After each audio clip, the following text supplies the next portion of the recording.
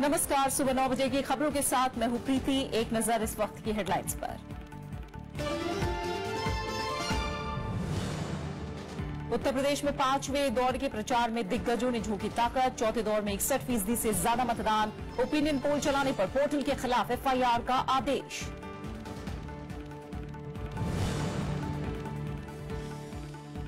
BMC के mayor पद पर शिवसेना ने किया दावा, गठबंधन पर रुख साफ नहीं। 10 महानगर पालिकाओं में से 8 पर बीजेपी का कब्जा, कांग्रेस का सरकारी मशीनरी के दुरुपयोग का आरोप।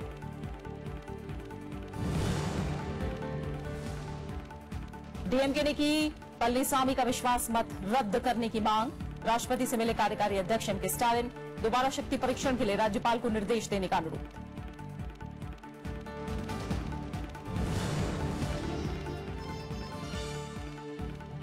बांग्लादेश ने सीमा विवाद के निपटारे पर जताई खुशी। ढाका में विदेश सचिव एस जयशंकर ने प्रधानमंत्री शेख हसीना से की मुलाकात। अप्रैल में आ सकती है भारत।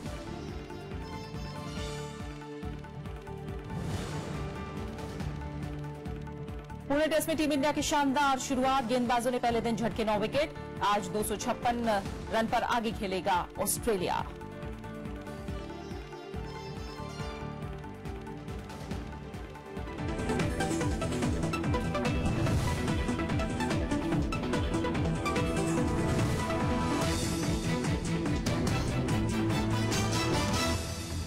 शुरुआत कर रहे चुनाव से जुड़ी खबरों के साथ। उत्तर प्रदेश में चौथे दौर के लिए कल 53 सीटों पर वोट डाले गए। आयोग के मुताबिक इन सीटों पर 61% से ज्यादा वोटिंग हुई है। चौथे दौर के चुनाव में 199 निर्दलीय समेत 680 उम्मीदवार मैदान में थे। उत्तर प्रदेश में चौथे दौर की वोटिंग के साथ ही 403 में से 262 सीटों पर मतदान का काम पूरा हो गया। इस दौर में 12 जिलों की 53 सीटों पर लोगों का उत्साह देखते ही बना। इन सीटों पर 680 उम्मीदवारों की किस्मत ईवीएम में कैद हो गई। इनमें 81 महिला उम्मीदवार भी शामिल हैं। इस दौर में बुंदेलखंड इलाके के 7 जिलों की 19 सीटें भी शामिल हैं। सुबह से ही मतदान केंद्रों पर भारी भीड़ दिखी। युवाओं के साथ ही महिलाओं और बुजुर्गों ने भी बढ़ चढ़कर हिस्सा लिया। मतलब गरीब और अमीरों में नहीं होना चाहिए, एक सा देखना चाहिए। जब जनता लाइन में लगी है, वो खड़ी है, तो सबको एक नजर से देखना चाहिए। जो भी सरकार बने पहले भ्रष्टाचार को दूर करे। रोडें, सड़कें, नल, पानी, बिजली व्यवस्था जो इतनी खराब चल रही है, इधर पे व्यवस्था पूरी अच्छी तरीके से दी जाए और यहाँ पर महिलाओं के लिए अधिक से अधिक सुरक्षा की जाए। जो देश के लिए काम करे और क्या अच्छा काम करे, क्या समझे, बच्चों को समझे क्या चाहिए।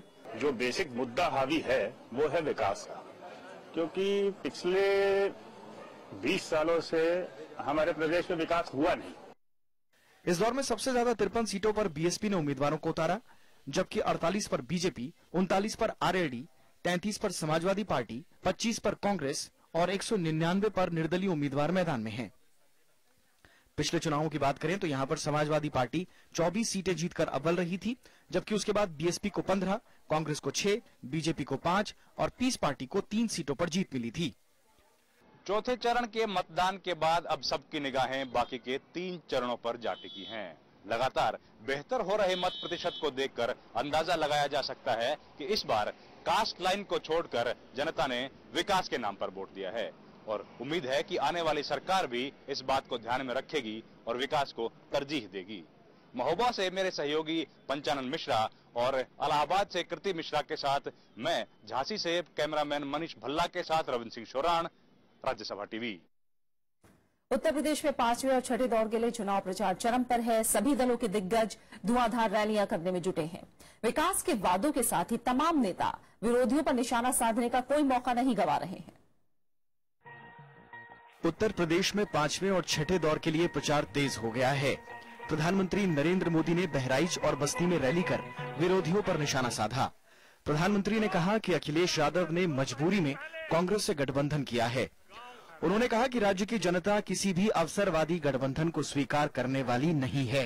27 साल यूपी बेहाल कहने वाले और सत्ता के दरमियान यूपी को बेहाल करने वाले, ये कहने वाले और करने वाले मिल गए हैं। अब उत्तर प्रदेश का हाल क्या होगा इसका आप अंदाज लगा सकते हैं।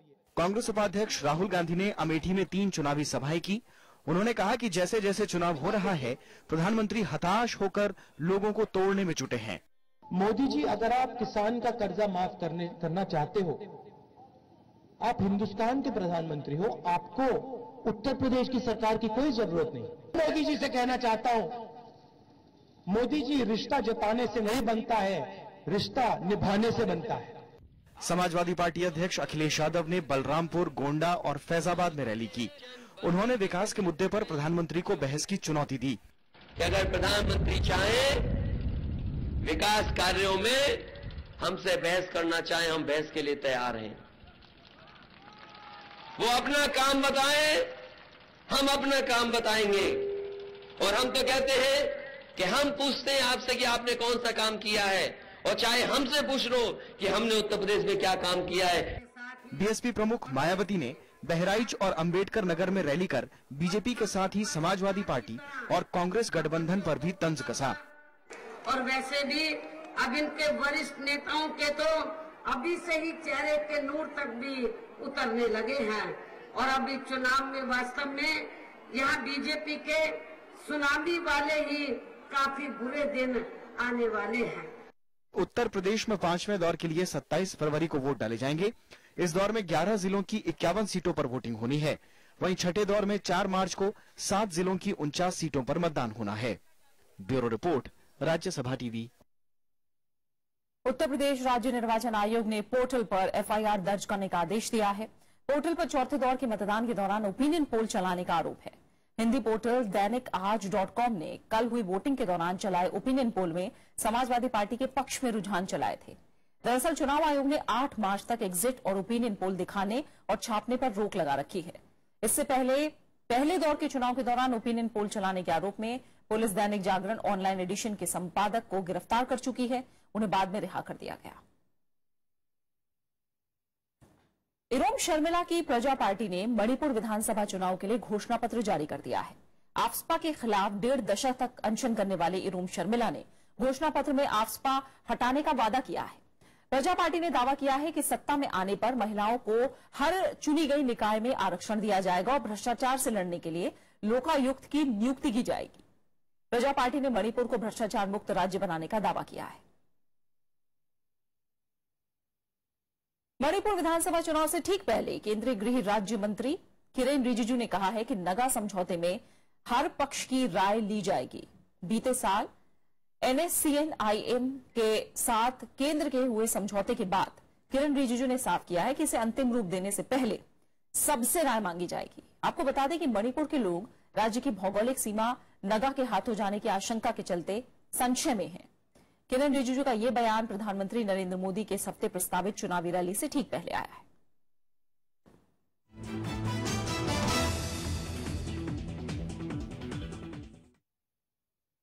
देश की सबसे अमीर नगरपालिका पर शिवसेना ने दबदबा कायम रखा है। हालांकि बीएमसी में किसी पार्टी को बहुमत नहीं मिला है।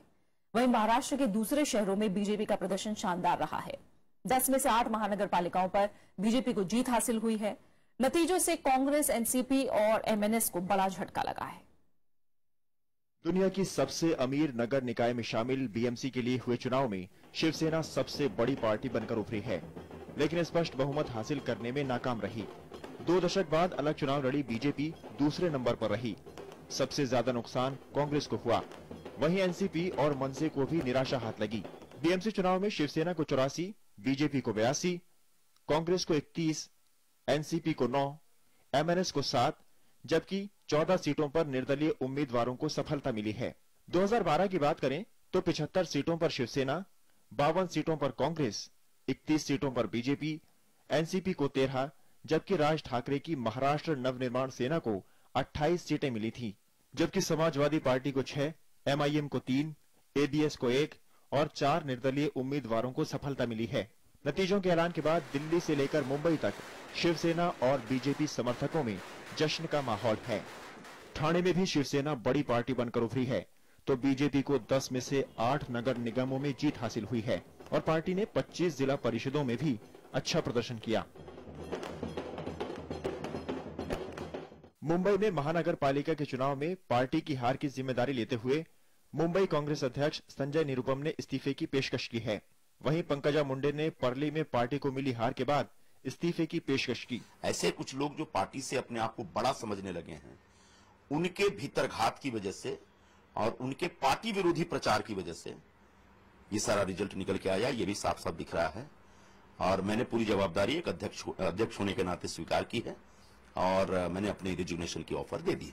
माझ्या जिल्ह्यामध्ये जिल्हा परिषदांत मला यश जरी आलं तरी परळीने जो 4-5 मतांचा कल आम्हाला द्यायला पाहिजे तो देऊ शकले नाही, त्याच्याबद्दल पक्षश्रेष्ठींकडे मी चर्चा करेन आणि या जबाबदारी घेऊन ग्रामविकास पदाचा राजीनामा सुद्धा मी मुख्यमंत्री महोदयांकडे देत आहे। बीएमसी का सालाना बजट 37,000 करोड़ रुपए का है, जिस पर पिछले 2 दशक से शिवसेना का कब्जा रहा है। 2 दशक बाद बीजेपी और शिवसेना ने इस बार यहां अलग अलग चुनाव लड़ा। Bureau report, Rajya Sabha TV. इस बीच शिवसेना ने साफ किया है कि मुंबई में उनकी ही पार्टी का मेयर बनेगा। नतीजों से उत्साहित बीजेपी ने कल देश भर में विजय उत्सव मनाने का ऐलान किया है। वहीं कांग्रेस ने बीजेपी पर सरकारी मशीनरी के दुरुपयोग का आरोप लगाया है, तो एनसीपी ने हार की वजहों की समीक्षा करने की बात कही है। बीएमसी चुनाव में शिवसेना और बीजेपी को करीब बराबर सीटें मिलने के बाद अब मेयर पद की लड़ाई दिलचस्प हो गई है। किसी को पूर्ण बहुमत नहीं मिलने के बावजूद शिवसेना प्रमुख उद्धव ठाकरे ने विश्वास जताया कि पार्टी मेयर का पद बरकरार रखेगी। साथ ही उन्होंने ये भी कहा कि अगला मुख्यमंत्री भी शिवसेना का ही होगा। हालांकि वो गठबंधन के मुद्दे पर साफ बोलने से बचते नजर आए।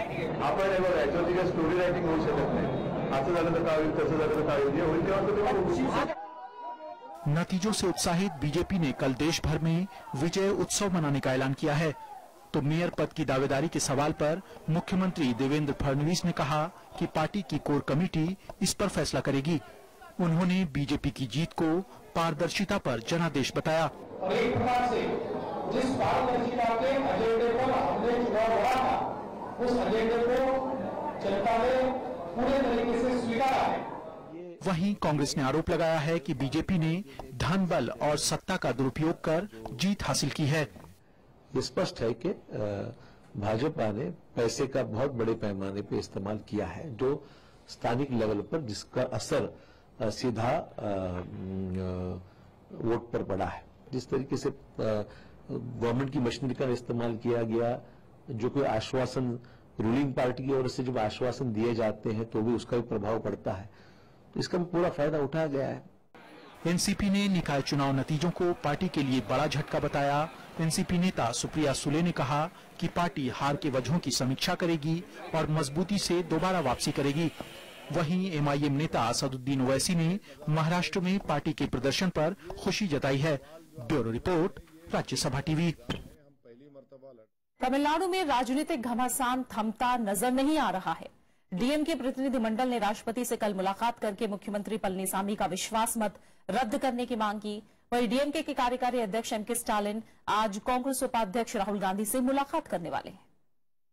तमिलनाडु विधानसभा में शक्ति परीक्षण को लेकर नेता प्रतिपक्ष और डीएमके कार्यकारी अध्यक्ष एमके स्टालिन राष्ट्रपति प्रणब मुखर्जी से मिले।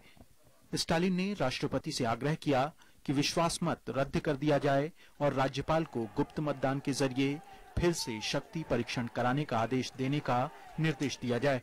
स्टालिन ने राष्ट्रपति को इस बारे में एक ज्ञापन भी सौंपा।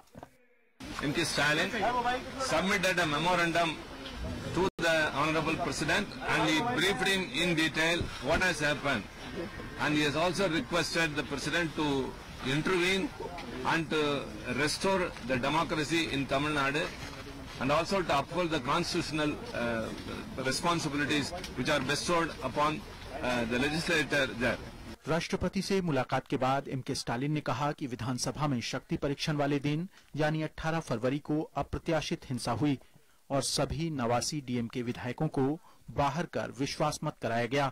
स्टालिन ने विधानसभा अध्यक्ष से विश्वास मत के दौरान सदन की कार्यवाही का बिना एडिट किया हुआ फुटेज भी मांगा है, जिसे वो मद्रास हाईकोर्ट में पेश करेंगे।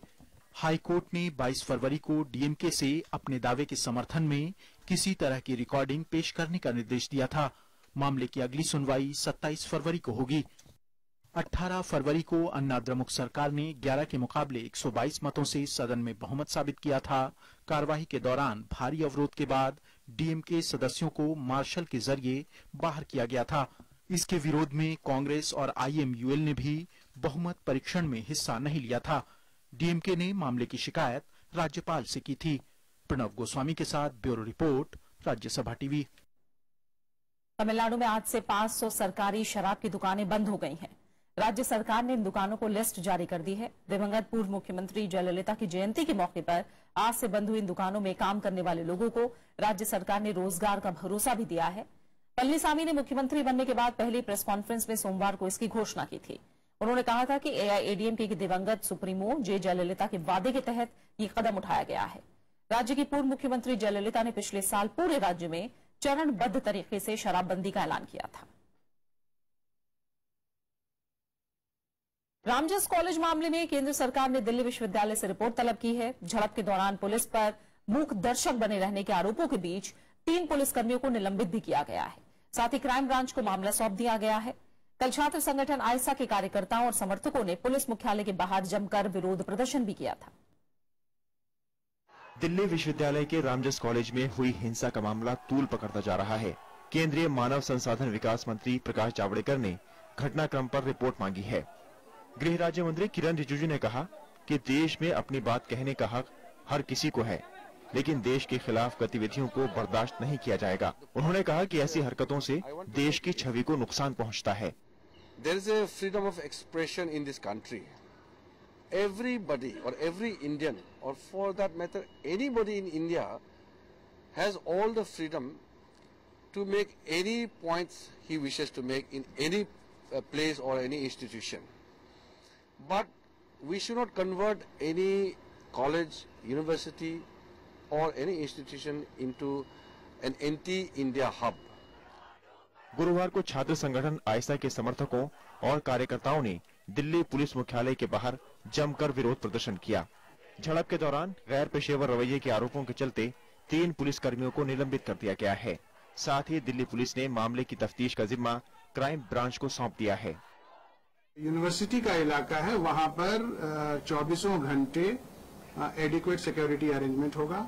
यूनिवर्सिटी ही नहीं, यूनिवर्सिटी के आसपास जहां लड़के और स्टूडेंट्स बहुतायत में रहते हैं उन इलाकों में भी सिक्योरिटी अरेंजमेंट्स होगा, ताकि यूनिवर्सिटी जो है वो नॉर्मल तरीके से फंक्शन करे और स्टूडेंट्स को एकेडमिक एक्टिविटी में स्टूडेंट्स टीचर्स को कहीं कोई किसी तरह की परेशानी ना हो।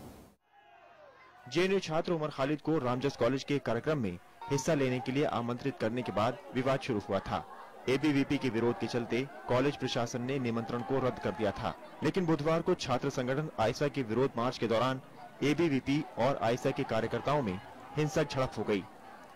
इस दौरान पुलिस ने लाठीचार्ज भी किया। हिंसा के दौरान कई छात्र, शिक्षक और पुलिसकर्मी घायल हुए थे। Bureau report, Rajya Sabha TV. और खबरें जारी है, लौट रहे हैं एक छोटे से ब्रेक के बाद।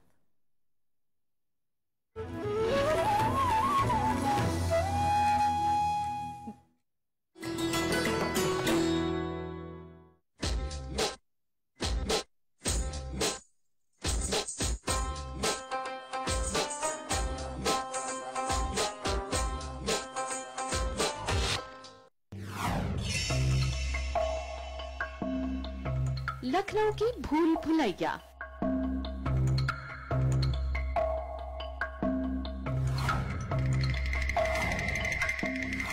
रहस्य और रोमांच से भरे 489 जीने और गलियारे। एक बार जो अंदर जाए आसानी से बाहर न आए।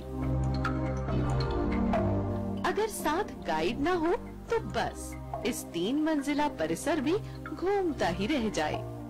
कहते हैं अकाल से प्रजा थी परेशान, तब लोगों को काम देने के लिए अवध के नवाब आसिफुद्दौला ने सन 1784 में करवाया इसका निर्माण।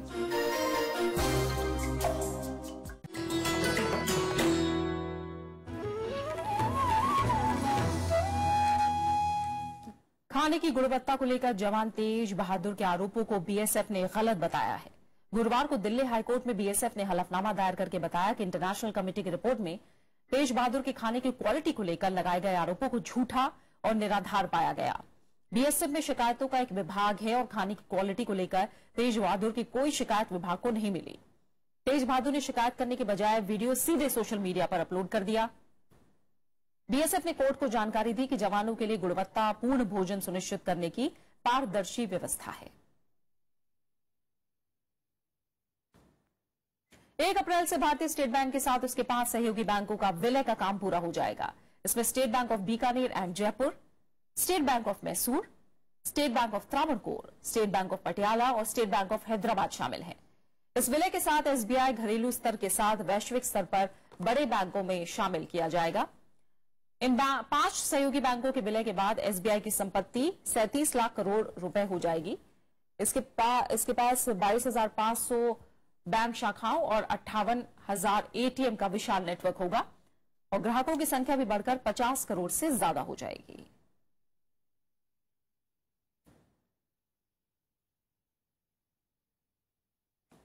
राजधानी के संगम विहार इलाके में एक एटीएम से 2,000 रुपए के चूरन लेबल वाले नोट निकलने के मामले में एक शख्स को गिरफ्तार किया गया है। गिरफ्तार किए गए शख्स का नाम मोहम्मद ईशा है, जो बैंक के एटीएम में पैसे डालने का काम करता था। ड्यूटी के दौरान उसने इस घटना को अंजाम दिया था। खबर के मुताबिक आरोपी Brinks R private limited company में काम करता था। इस कंपनी के पास एटीएम में नकदी डालने की जिम्मेदारी थी। आरोपी ने एटीएम में चूरन वाले नोट पहली बार डाले थे। पुलिस आरोपी से पूछताछ कर रही है। वित्त मंत्री अरुण जेटली आज ब्रिटेन दौरे पर रवाना होंगे। 5 दिन के इस दौरे पर ब्रिटेन के भारत यूके बिजनेस काउंसिल के साथ कारोबार को लेकर चर्चा होगी। इसके अलावा वित्त मंत्री का लंदन स्कूल ऑफ इकोनॉमिक्स में व्याख्यान देने का भी कार्यक्रम है। 26 फरवरी को वित्त मंत्री फिक्की और ब्रिटिश काउंसिल और भारतीय दूतावास की ओर से आयोजित एक कार्यक्रम में हिस्सा लेंगे। इसके अलावा 27 फरवरी को बर्मिंघम पैलेस में महारानी एलिजाबेथ की मेजबानी में होने वाले कार्यक्रम में शिरकत करेंगे। 28 फरवरी को उनका ब्रिटेन के वित्त मंत्री से मिलने का कार्यक्रम है। उपराष्ट्रपति मोहम्मद हामिद अंसारी रवांडा और युगांडा के 5 दिन की यात्रा पूरी करके स्वदेश लौट आए हैं। उपराष्ट्रपति रवांडा का 2 दिन का दौरा पूरा करके 21 फरवरी को कंपाला पहुंचे थे। यहां उन्होंने युगांडा के राष्ट्रपति योवेरी मुसेवेनी, उपराष्ट्रपति एडवर्ड किवानुका सिंकदी समेत कई शीर्ष नेताओं से मुलाकात की। युगांडा और भारत में ऊर्जा क्षेत्र और अंतरिक्ष कार्यक्रम समेत कई क्षेत्रों में आपसी सहयोग बढ़ाने पर सहमति बनी है। उपराष्ट्रपति ने कंपाला से करीब 80 किलोमीटर दूर जिंजा में महात्मा गांधी की प्रतिमा पर पुष्पांजलि अर्पित की। युगांडा से पहले यात्रा के पहले चरण के दौरान उपराष्ट्रपति ने रवांडा के राष्ट्रपति पॉल कगामे, सीनेट के सभापति बर्नार्ड मकुजा के साथ द्विपक्षीय वार्ताएं की। उपराष्ट्रपति भारत और रवांडा व्यापार मंच में कार्यक्रम में शामिल भी हुए। भारत और रवांडा के बीच 3 अहम समझौते भी हुए। 2 दिन के बांग्लादेश दौरे पर ढाका पहुंचे विदेश सचिव एस जयशंकर आज बांग्लादेश के शीर्ष नेताओं से मुलाकात करेंगे। इससे पहले विदेश सचिव ने प्रधानमंत्री शेख हसीना से मुलाकात की। इस दौरान दोनों देशों के बीच कई अहम मुद्दों पर चर्चा हुई। इनमें तीस्ता जल बंटवारे और प्रस्तावित गंगेश बैराज जैसे मुद्दे शामिल हैं। बातचीत के दौरान बांग्लादेश की प्रधानमंत्री ने सीमा विवाद के निपटारे को लेकर खुशी जाहिर की। उन्होंने कहा कि सही नीयत से सभी मसले हल किए जा सकते हैं। इसके अलावा शेख हसीना भारत दौरे पर भी चर्चा हुई। वो अप्रैल में भारत दौरा कर सकती हैं। शेख हसीना को दिसंबर 2016 में भारत की यात्रा करनी थी। चीन ने विदेश सचिव एस जयशंकर के साथ रणनीतिक वार्ता को सकारात्मक और काफी अहम बताया है। हालांकि एनएसजी में भारत की सदस्यता और मसूद अजहर के मसले पर कोई प्रतिक्रिया नहीं दी गई है। चीन के विदेश मंत्रालय के प्रवक्ता गेंग शुआंग ने कहा कि उम्मीद के मुताबिक दोनों देशों के बीच बातचीत अच्छे माहौल में हुई। उन्होंने कहा कि दोनों पक्षों ने अंतर्राष्ट्रीय हालात, घरेलू और विदेश नीतियों समेत कई अहम मुद्दों पर चर्चा की, जिसका दोनों देशों को भविष्य में फायदा होगा। पाकिस्तान में आतंकियों ने एक बार फिर लाहौर के रिहायशी इलाके को निशाना बनाया है। गुरुवार को लाहौर में डिफेंस इलाके के शॉपिंग सेंटर में धमाका हुआ। इसमें 8 लोगों की मौत हो गई, जबकि 35 लोग घायल हो गए। मंगलवार को एक खैबर पख्तूनख्वा प्रांत में एक अदालत के बाहर आत्मघाती विस्फोट और गोलीबारी में 6 लोग मारे गए थे। इससे पहले 16 फरवरी को सिंध के सहवान में लाल शाहबाज कलंदर सूफी दरगाह पर आत्मघाती हमले में 88 लोगों की मौत हो गई थी। इसके बाद सेना ने अलग अलग इलाकों में कार्रवाई करके 100 से ज्यादा आतंकियों को मार गिराने का दावा किया था। इराकी सुरक्षा बलों ने मोसुल शहर के हवाई अड्डे पर नियंत्रण कर लिया है। इसे इराक के दूसरे बड़े शहर को इस्लामिक स्टेट से छुड़ाने के लिए बड़ी कामयाबी माना जा रहा है। हवाई अड्डे को छुड़ाने के लिए सेना को 4 घंटे लगे। मोसुल के लिए जारी अभियान में हजारों इराकी सैनिक हिस्सा ले रहे हैं। गुरुवार को मिली कामयाबी के बाद अब मोसुल के पूर्वी और दक्षिण पश्चिम के ज्यादातर इलाकों पर सेना का नियंत्रण हो चुका है। शहर के पूर्वी हिस्से को पिछले हफ्ते कब्जे में लिया गया था। इस बीच संयुक्त राष्ट्र ने शहर में फंसे आम लोगों को लेकर चिंता जताई है। चैरिटी संस्था सेव द चिल्ड्रन अनुमान के मुताबिक मोसुल और इसके आसपास से 1.5 लाख से ज्यादा लोग अपने घरों को छोड़ चुके हैं।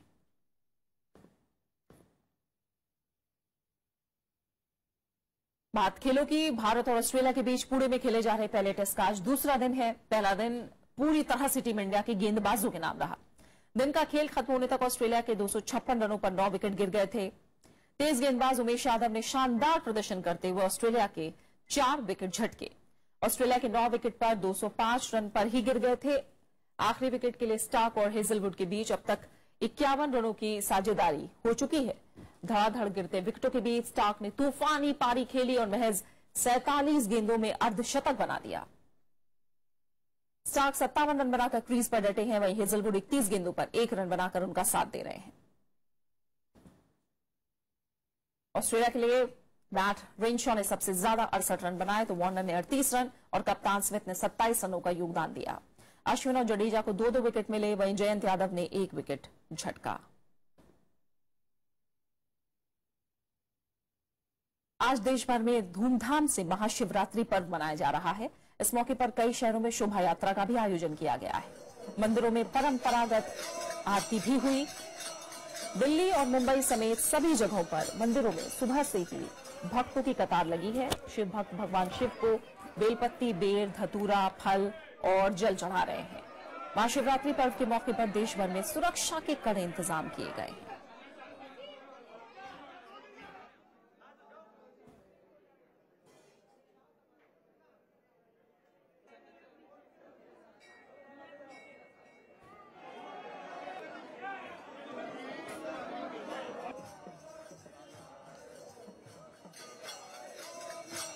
तो आज महाशिवरात्रि का पर्व धूमधाम से मनाया जा रहा है। सुबह से ही भक्तों की लंबी कतारें हैं।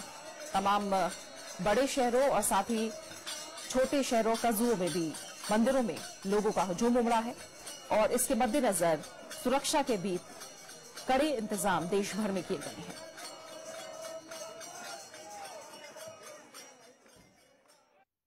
बात खास शख्सियत की।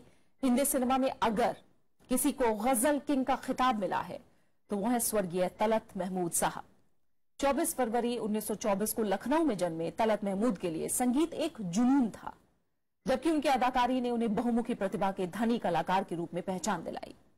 महज 16 साल की उम्र में ही गजल गायक के तौर पर अपने सफर की शुरुआत करने वाले तलत महमूद ने सुरैया, नूतन और माला सिन्हा जैसी जानी मानी अभिनेत्रियों के साथ भी हिंदी फिल्मों में अभिनय किया। उन्होंने कई मशहूर फिल्मों में गीत गाए। आखिरी बार उन्होंने 1966 में फिल्म जहां आरा में गाया। 9 मई 1998 को मुंबई में उनका निधन हुआ। आंसू समझ के क्यों मुझे आँख से तुमने गिरा दिया, मोती किसी के प्यार का मिट्टी में क्यों मिला दिया।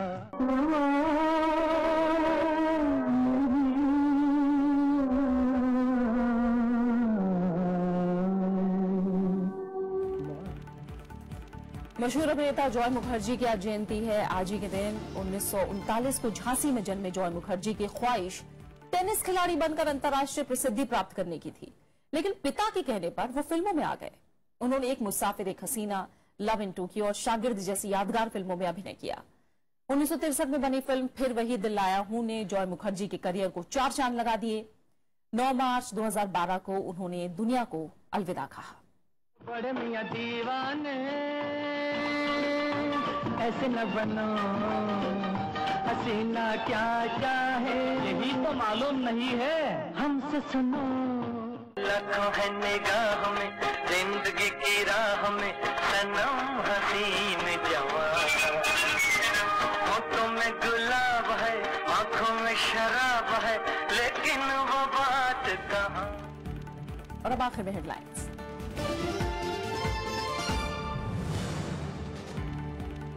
उत्तर प्रदेश में 5वें दौर के प्रचार में दिग्गजों ने झोंकी ताकत। चौथे दौर में 61% से ज्यादा मतदान। ओपिनियन पोल चलाने पर पोर्टल के खिलाफ एफआईआर का आदेश।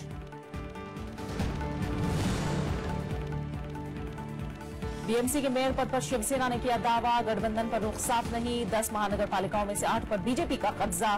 कांग्रेस का सरकारी मशीनरी के दुरुपयोग का आरोप।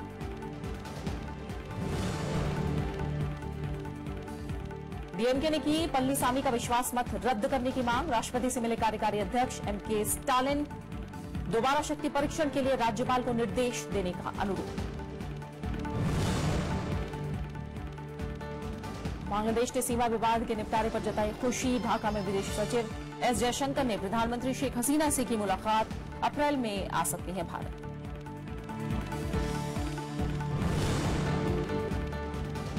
और पूरे टेस्ट में टीम इंडिया की शानदार शुरुआत। गेंदबाजों ने पहले दिन झटके 9 विकेट। आज 256 रन पर आगे खेलेगा ऑस्ट्रेलिया।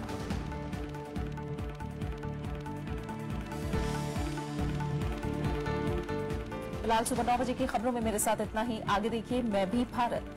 नमस्कार।